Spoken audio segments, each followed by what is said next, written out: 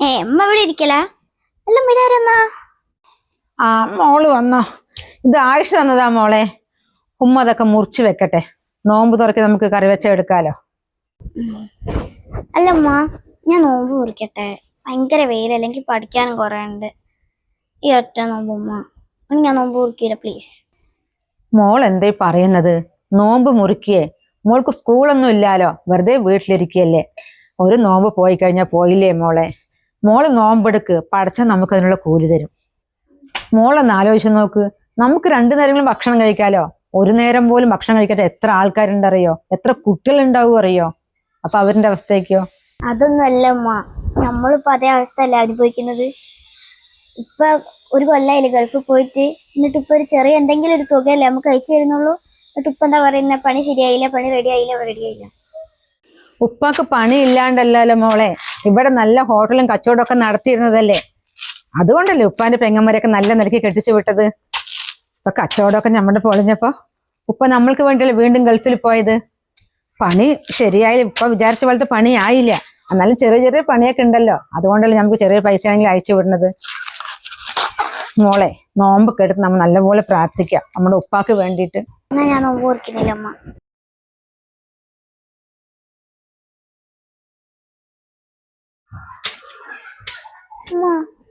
അന്നത്തെ കിറ്റ് കിട്ടി കാരൊക്കെ കഴിഞ്ഞോ? ഇന്ന് നോമ്പർക്ക് എടുക്കാന് 3-4 ദിവസമായില്ലേ മോളെ നമ്മള് കാരക്ക നോമ്പ് തുറക്കി എടുക്കുന്നു. അത് കഴിഞ്ഞു. നമുക്കിത് നാരങ്ങ വെള്ളവും ചോറും കഴിക്കാം. ഞാൻ ഇന്നലെ മദ്രാസ വിട്ട് വരുമ്പോ ഇല്ലേ, എന്റെ കൂട്ടുകാരുടെ ഉപ്പന്മാരൊക്കെ എന്തൊക്കെ ഫ്രൂട്ട്സ് വാങ്ങിട്ട് പോണെന്നറിയോ. നമ്മൾ മാത്രം എപ്പോഴും ചോറും നാരങ്ങ വെള്ളവും കുടിക്കുന്നു. ഇവരുടെ ഈ സൗണ്ട് ഉണ്ടല്ലോ, തലവേദന ആണല്ലേ തന്നെ.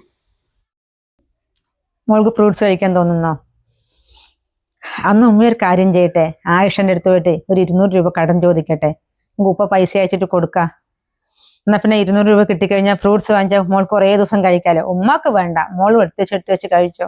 ഇന്നമ്മ വേഗം പോയി പൈസ വാങ്ങിട്ട് വാ, ഞാൻ വെയിലാവുന്നതിന് മുന്നേ ഓടിപ്പോയി ഫ്രൂട്ട്സ് വാങ്ങി വരാം. നമ്മ ചോദിച്ചിട്ട് വരാം, ഉണ്ടാ നോക്കട്ടെ. എന്നാ പിന്നെ കുറച്ചും കൂടി വെയിലാകുമ്പോഴത്തേക്ക് മോള് വേഗം പോയി വാങ്ങിച്ചിട്ട് വന്ന ഫ്രൂട്ട്സ് കേട്ടോ. ചോദിച്ചിട്ട് വരാം.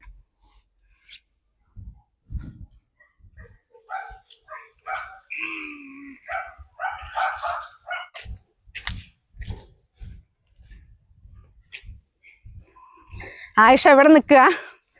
എന്തേ സൈനത്ത, മട്ടല് മുറിച്ചെടുക്കാണ്, കത്തിക്കാനൊന്നുമില്ല. ആയിഷ, ഞാൻ ഒരു കാര്യം ചോദിക്കാൻ വേണ്ടി വന്നതാ. മൂപ്പര് പൈസ അയച്ചിട്ടില്ലേ? ഒരു 200 രൂപ ഉണ്ടെങ്കിൽ തരുവോ? അല്ലോ, പൈസ ഞാനിപ്പോ കൊടുത്തു പോയല്ലോ. മൂപ്പര് ഇതപ്പം പോയിട്ടുള്ളൂ സാധനം വാങ്ങാന്. ഒരു 5 മിനിറ്റ് മുന്നേ വന്നിട്ടുണ്ടെങ്കിൽ ഞാൻ എന്തെങ്കിലും ചെയ്തു തരേനു. അല്ല, എന്താ അത്ര ആവശ്യം? തിടുക്കെന്തേനു? അത് ആവശ്യമൊന്നുമില്ല, കിട്ടിയ ഒരു ഉപകാരമായിരുന്നു, അത് കാരണം ചോദിക്കാൻ വന്നതാ. ഇല്ല അല്ലേ? സാരമില്ല. അല്ല പോവലിത്താ, നിങ്ങൾ വന്ന് ചോദിച്ചിട്ട് എന്തോ ഒരു പോലെ. സാധനം എന്തേ ആവശ്യമുണ്ടോ? നിങ്ങൾ പോവലി അവിടെ നിൽക്കി, എന്തെങ്കിലും സാധനത്തിന് എന്താണ് ഞാൻ മൂപ്പര് വന്നിട്ട് കൊണ്ടുതരാം എന്തായാലും. അല്ല, ഒന്നും വേണ്ട. പൈസ കിട്ടിയ ചെറിയൊരു കാര്യമുണ്ട്, അതിനു വേണ്ടി വന്നതാ. ആ സാരമില്ല.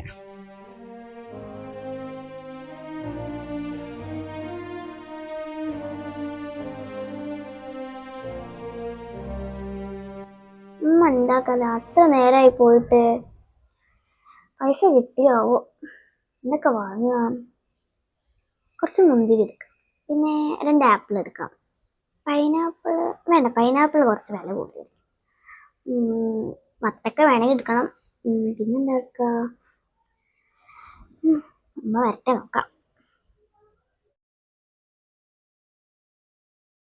മോൾ ഇത്രയും നേരം ഉമ്മാനെ നോക്കി ഇവിടെ തന്നെ ഇരിക്കുക? വന്നോ? വേണ്ട അമ്മ, പൈസ ഞാൻ ഓടിപ്പോയി വാങ്ങി വരാം.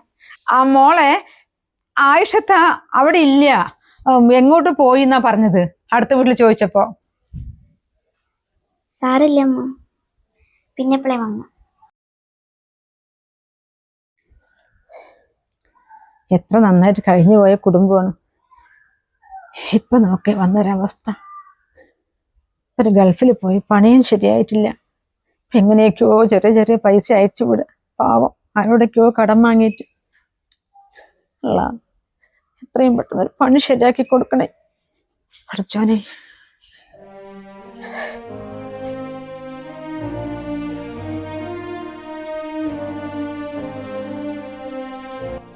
മോളെ ഞാൻ ഒന്ന് വനജേച്ചിന്റെ വീട്ടിലേക്ക് പോയിട്ട് വരേ. എന്തിനാ അമ്മ വനജേച്ചിന്റെ വീട്ടിൽ പോന്നെ? ആ മോളെ, അന്ന് വനജേച്ചിയെ വീട്ടു ജോലിക്ക് ഒരാള് വേണം പറഞ്ഞിട്ടുണ്ടായിരുന്നു. ആള് കിട്ടിയ എന്താ അറിയില്ല. അമ്മയൊന്ന് നോക്കിയിട്ട് വരട്ടെ പോയിട്ട്. മോളെ ഇവിടെ ഇരിക്കുവോ? ഞാനും വരട്ടെ ഉമ്മ, ഞാനും വരട്ടെ. ആടെ എന്റെ ഫ്രണ്ട് ലച്ചു ഉണ്ട്, അവളൊപ്പരം കളിക്കാനാ. എന്നെ കൂട്ടോ പ്ലീസ്. മോളെ, ഉമ്മയോട് വർത്താനം പറഞ്ഞിരിക്കാൻ പോവല്ല, പണിക്ക് ആള് വേണം ചോദിക്കാൻ പോവുക. ഞാൻ പോയി നോക്കിയിട്ട് വരാ. പാവണ്ടാവും ഉമ്മ. ഇപ്പൊ ഗൾഫിന്ന് പണിയില്ലായിട്ടല്ലേ പൈസ ഒന്നും അയക്കാൻ കഴിയാത്ത. പഠിച്ചവനെ എന്റെ ഉപ്പാക്ക് നല്ലൊരു പണി കൊടുക്കണേ അല്ലാ.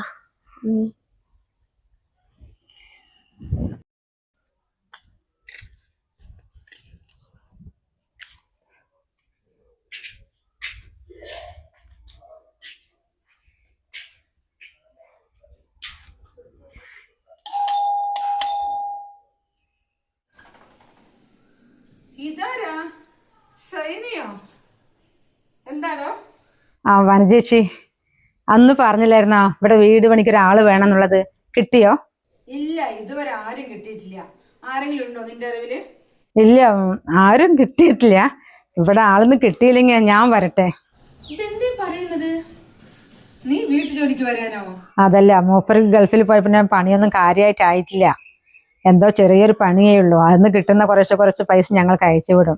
ഇനിയിപ്പോൾ പെരുന്നാളല്ലേ വരാൻ പോകുന്നത്. അപ്പം മോൾക്ക് ഡ്രസ്സും കാര്യങ്ങളും, അവള് ചെറിയ കുട്ടിയല്ലേ, അപ്പോൾ അവൾക്ക് അതിൻ്റെതായിട്ടുള്ളൊരു വിഷമവും കാര്യങ്ങളൊക്കെ ഉണ്ട്. ഓരോ സാധനങ്ങൾക്ക് വാങ്ങിച്ചു കൊടുക്കാൻ എടുക്കാനൊക്കെ ആഗ്രഹമുണ്ട്, എനിക്ക് സാധിക്കുന്നില്ല. അപ്പം എന്തെങ്കിലും ഒരു പണിക്ക് ഞാൻ വന്നു കഴിഞ്ഞാൽ എൻ്റെ മോളെ ഇട്ട് വേറെ എന്തെങ്കിലും പണിക്ക് പോകാനും വഴിയില്ലേ. ഷോപ്പിലെ വല്ലതും പോയി കഴിഞ്ഞാൽ ഒരുപാട് സമയം അവളെ തിരിച്ചെത്തുമ്പോൾ. ഇപ്പോൾ വനജേച്ചിൻ്റെ വീട്ടിലൊന്ന് പണിക്ക് ആള് വേണം പറഞ്ഞില്ലേ, എനിക്ക് വല്ല ആള് ഞാൻ വരട്ടെ ചേച്ചി ഇവിടെ. അതൊന്നും സാരമില്ലടോ, അങ്ങനെയൊക്കെ തന്നെയല്ലേ ഗൾഫിൽ പോയി പറഞ്ഞാൽ എല്ലാവർക്കും ഒരുപോലെ അങ്ങ് പണി കിട്ടുമോ? ഇവിടുത്തെ മൂപ്പർ എത്ര പോയിട്ട് പണിയില്ലാണ്ടൊക്കെ കഷ്ടപ്പെട്ടതാ. പിന്നീടല്ലേ എല്ലാം ഒന്ന് സെറ്റപ്പ് ആയത്. അതിലൊന്നും അർത്ഥമില്ല. നീ ഒരു കാര്യം ചെയ്, നാളെ മറ്റന്നാളൊന്നും പറഞ്ഞു നിൽക്കണ്ട, ഇന്ന് തന്നെ പണിക്ക് വന്നോ. ആണോ? ഞാൻ ഇന്ന് തന്നെ പണിയെടുക്കാം. പിന്നെ മോളുണ്ട് ചേച്ചി വീട്ടില്, ഞാൻ ഒന്ന് പറഞ്ഞിട്ട് വരാം അവളോട്. ശരി, ഒന്ന് മോളോട് പറഞ്ഞിട്ട് വാ. ആയിക്കോട്ടെ. പഠിച്ചോനെ, പാവം തന്നെ, നോമ്പായിട്ട് അത്രയും ബുദ്ധിമുട്ട് കാരണമാണ് പണിക്ക് വെച്ച ചോദിക്കുന്നത്. നമ്മളാണെങ്കിൽ സഹായിക്കാന്ന് പറഞ്ഞാൽ അവളോട്ട് വാങ്ങൂല്ല. പണ്ടേ അവളുടെ സ്വഭാവം അങ്ങനെയാണ്. പണിയെടുത്തിട്ട് കോരി വാങ്ങുമ്പോൾ അവൾക്കൊരു തൃപ്തി. വരട്ടെ, പാവം.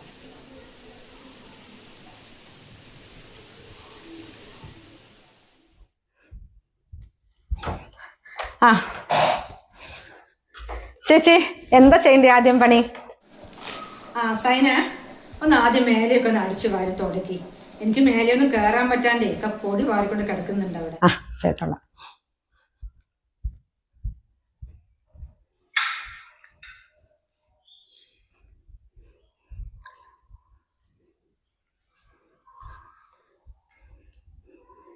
പഠിച്ചോനാക്കി തന്നതാ എനിക്ക് ഈ പണി. ഒരു ഉറപ്പുമില്ല പണി കിട്ടുന്നുള്ളത്.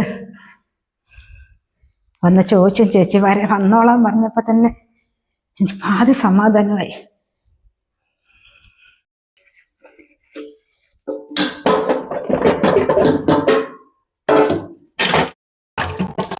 ചേച്ചി പാത്രങ്ങി കഴിഞ്ഞോ? ഇനി എന്താ ചെയ്യണ്ടേ? ആ മിഷനിലെ തുണികളുണ്ട് കേട്ടോ, അതൊക്കെ ഒന്ന് മേലെ കൊണ്ടിരുന്നേ. ആ പിന്നെ നിനക്ക് പറ്റാണ്ട് മേലെ കയറി തുണി ഇട്ടാൽ മതി കേട്ടോ, അല്ലെങ്കിൽ അവിടെ വെച്ചിട്ട് ഇറങ്ങിക്കോ. ഞാൻ ഏട്ടൻ വന്നിട്ട് ഇടാൻ പറയാം. ഈ നോമ്പ് എടുത്തിട്ട്. അത് സാരില്ല ചേച്ചി, ഞാൻ ചെയ്തോളാം. ആ എന്നാ പിന്നെ ഇട്ടോ.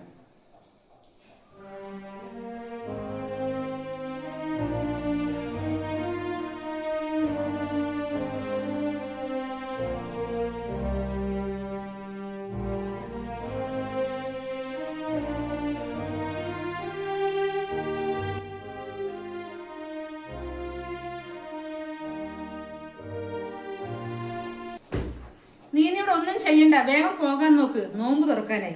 പലഹാരങ്ങളൊക്കെ ഉണ്ടാക്കേണ്ടതല്ലേ. പലഹാരം ഒന്നും ഉണ്ടാക്കില്ല ചേച്ചി. കുറച്ച് കുക്കറിൽ പോയി അരിയിട്ട് ചോറാക്കണം, എന്തെങ്കിലും ഇത്തിരി കറിയാക്കും. പിന്നെ നോമ്പ് തുറക്കിയ സമയത്ത് ഒരു ഗ്ലാസ് വെള്ളം, എന്തെങ്കിലും നാരങ്ങ വെള്ളമോ എന്തെങ്കിലും കുടിക്കും. എന്നാ നീ പോയിക്കോ. ആ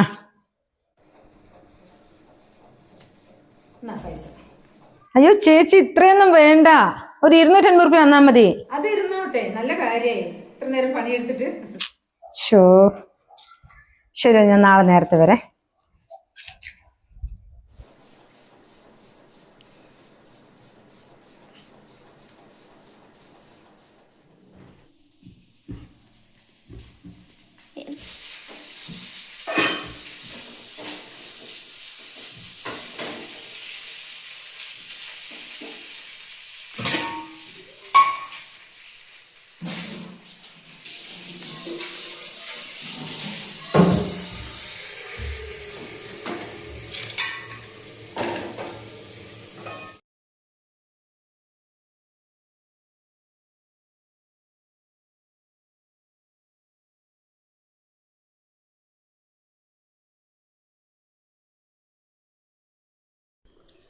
സൈന, നീ പൊയ്ക്കോട്ടാ.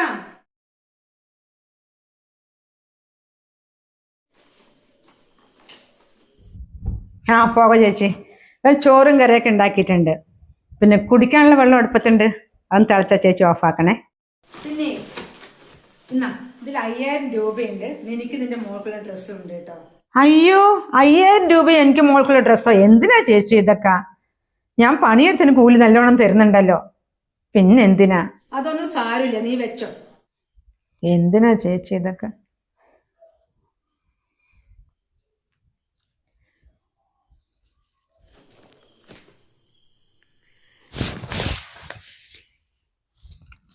ഇനി നീ നോമ്പും പെരുന്നാളും എല്ലാം കഴിഞ്ഞിട്ട് പണിക്ക് വന്നാൽ മതി കേട്ടോ. നീ നോമ്പും വെച്ചിട്ട് പണിക്ക് വരണ്ട. ഒരുവിധം കാര്യങ്ങളൊക്കെ എനിക്ക് ഓസാക്കി തന്നില്ലേ, അത് മതി.